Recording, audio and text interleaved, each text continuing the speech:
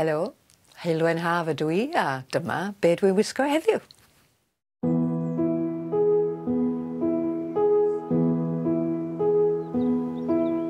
O'n i'n hoff ac mi rydw i dal yn hoff o brynu antics ac fe brynes i hon sef gwydyr i edrych ar bethau ydy hi fod yn go iawn a mae hefyd yn gallu ffitio i fewn i boced ac mi brynes hi mewn siop antic yng Nghaer rhyw 20 mlynedd yn ôl a mae hi dal yn ffefryn gen i.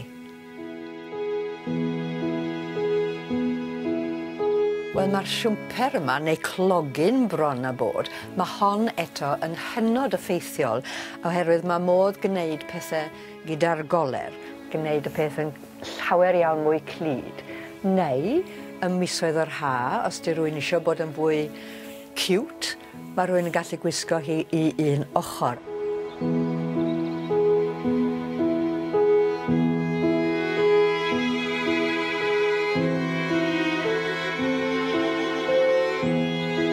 Wel, mae'r boots yma yn rhoi ddigon rhad a deud y gwir chdi.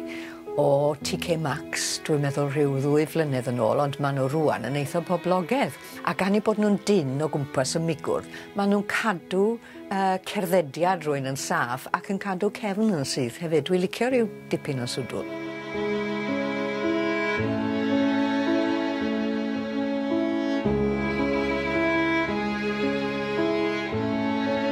Dwi hefyd yn sobor o hoff o ryw bwclis a jingle jangles. A maen nhw hefyd yn ychwanegu at yr edrychiad, sef, enghraifft, mae'r fodrwy hon yn unigryw, wedi ffrynu yn yr amgueddfa yng Nghaerdydd.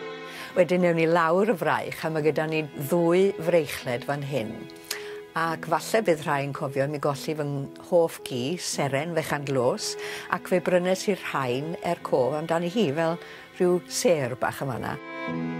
A wedyn mae gyda ni hon, sydd chydig yn bwtsh dwi'n meddwl, neu fel arfer, mi fyddwn ni, dwi'm yn gwisgo cymaint rwan, ond diamantiau ni o hyd yn gwisgo. Dwi wedi cael rhyw chwiw fach yn ddiweddar i wisgo pethau mwy bold.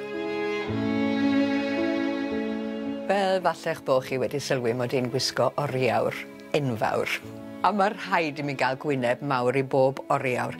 A gan fod cynllun y fodrwy yn matcho cynllun yr oriawr, o'n i'n meddwl, wel, pam lai, oes ni fynd amdani. Wel, y peth da am wisgo du, wrth gwrs, ydy a cyfuno hwnnw gyda llwyd ac i fynd o'r edrychiad llac hamddenol ma i symud draw i'r nos os dwi'n cael fy ngwahodd allan yn sydyn a cyfan dwi'n neud ydy tynnu'r top yma, gwisgo siaced fach wahanol gyda bytymau militaraidd i lawr hi, rhoi glamp o gadwen, statement, newid fy sgidiau a ffwrdd â fi.